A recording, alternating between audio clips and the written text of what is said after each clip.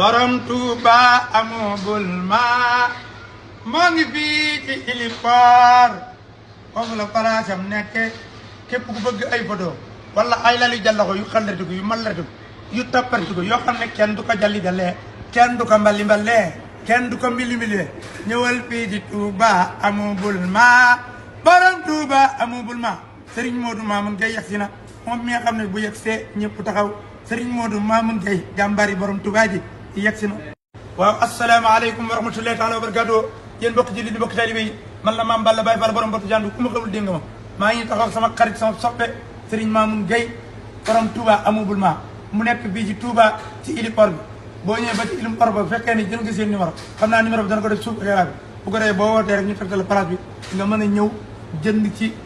bagage maanaam lu mel ne xeeti photo yu jàll ko yi xam photo bu dul photo jëndee rek Serigne Modou Mamoun maanaam da koy jaay nga xam ne ay bonus la ñu indi ci màggal gi kon yéen ñi nga xam ne soxla ngeen ay photo ci màggal gi bu leen jàdd fenn woote leen ci numéro bi bu ko defee Serigne Modou Mamoun Gueye nga xam ne moo yor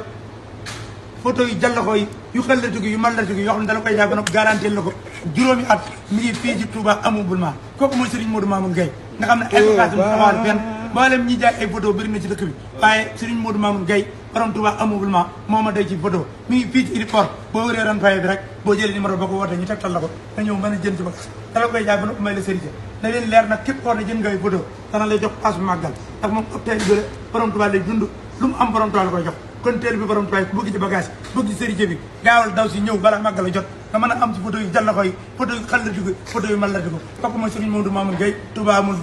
ma Serigne Modou Mamoun Gueye Touba amul ma yegsi na lu ngeen waxati